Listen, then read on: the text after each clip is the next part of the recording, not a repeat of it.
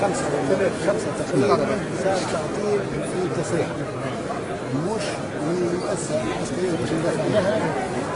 أنا فيه نقول ما عندها ذنب في هذا أو علاش؟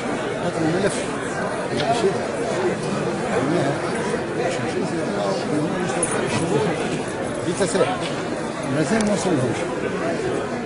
البارح الأولى وصلوا زوج سيبوهم البارح، خذوا فيهم تعليمات البارح من سيبوا البارح الصباح قبل ما نسمعوا ولا فما اخبار وكذا. فما خمسه اخرين قالوا لي الملف نتاعهم راهو جابوهم والديهم جابوا لهم ملفاتهم وديجا يمكن 2 جور 3 جور يعني يتقدم بلاد كل انسان اللي هو ينجم باش يروح على وحده وراه تجنيد يجي نأكد راهو تجنيد اجراء طبيعي. مرة رسمهم ما يعرفوش المواطنين. إجراء طبيعي. إجراء قانوني. لا طبيعي. لا طبيعي.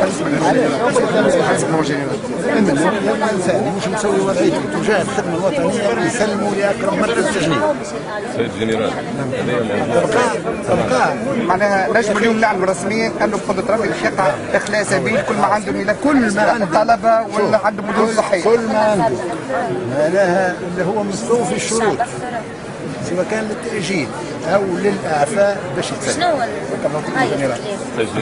وراه التعطيل صار تعطيل والتعطيل راهي ماهوش من المؤسسة العسكرية التعطيل لأن الملفات ما وصلتش.